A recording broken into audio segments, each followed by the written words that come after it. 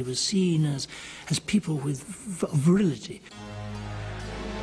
This heady combination of sex and violence pervaded Roman society. Only a few were brave enough to criticize the established views. Saint Augustine, the great Christian thinker, described the reaction of one of his students attending the games. When he saw the blood, it was as though he had drunk a deep draught of savage passion. Instead of turning away, he fixed his eyes upon the scene and drank in all its frenzy, unaware of what he was doing. He reveled in the wickedness of fighting and was drunk with the fascination of bloodshed. When he left the arena, he carried away with him a diseased mind which would leave him no peace until he came back again. No longer as one of the group which had first dragged him there, but as their leader, taking new sheep to the slaughter. Scholars have estimated that more than 700,000 people perished in the Colosseum.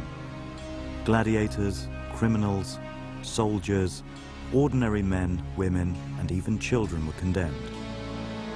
All died publicly, their bodies carried through the gates of the grandest arena in the Roman Empire, just to keep the masses entertained.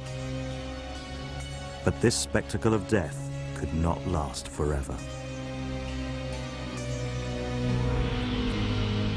Nearly 2,000 years after its inauguration, the Colosseum still attracts 2 million visitors every year. The crowd still drawn by its grandeur and chilling reputation. The ruins that capture their imagination, ravaged by earthquake and architectural looting, represent only 33% of the Colosseum's original size.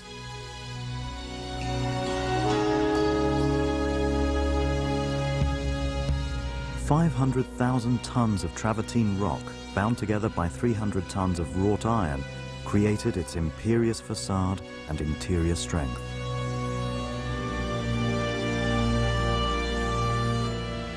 Today, the raw materials to build the Colosseum would cost £200 million. Add to that the costs of labor and transport, and the total is closer to £500 million. While the empire flourished, so too did the Colosseum. 42 emperors exploited the arena to win favor with the masses, each in turn striving to outdo his predecessor. I think there's a comparison between what the emperors try to do without doing each other with the most amazing games, and sort of the way the studios try to come up with the greatest blockbuster, the most amazingly affected movie. I know that when Trajan got back from his Dacian Wars, he had spectacular games that went on for a long time.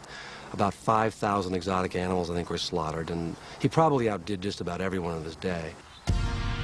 But the fate of the empire and the Colosseum were inextricably linked. When the empire declined and revenues from the dominions dried up, the financial burden of the games grew heavier. In contrast, Christianity flourished, even though persecution of the new religion was widespread and brutal. Many died in the Colosseum's arena itself, but martyrdom only strengthened the faith. Saint Ignatius, one of the first Christian martyrs to die here, wrote before reaching the Colosseum, "The whole way from Syria to Rome, chained as I am to 60 soldiers who only grow more insolent the more bribes they are given. How I look forward to the real lions that have been prepared for me. All I pray is that I will find them swift. I am going to make overtures to them so that they may devour me with all speed." The young religion and its followers turned their backs on the bloodletting of pagan Rome. The voices of dissent grew in number and volume, challenging the certainties that had made the Colosseum the heart of Roman culture. Today, a cross commemorates the Christian martyrs who died here, but their greatest tribute may be their contribution to the demise of the Colosseum and the Games.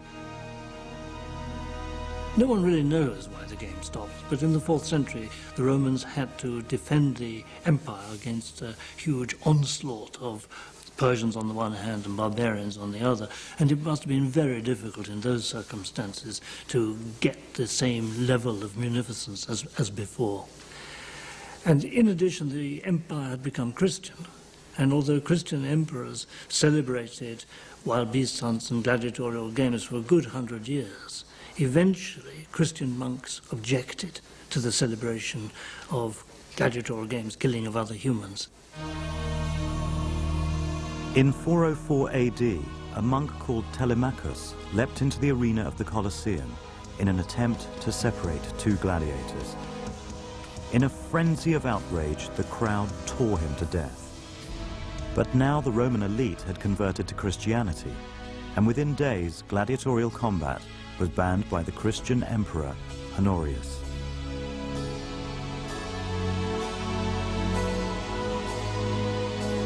The slaughter of wild beasts continued for a century longer, but the signs of terminal decay were glaring. The correspondence of Quintus Symmachus, the prefect of Rome, reveals the sordid reality of the Colosseum's final years. Now, at the very moment of the games, we're without bears. We have received some poor bear cubs, worn out and weary, and as for the lions, we won't speak about them. Our crocodiles are wasting away because they've been on a persistent hunger strike for 50 days. 2 of them, which are still breathing, we will keep until you come, although their refusal to eat does not guarantee that they will be able to survive for long.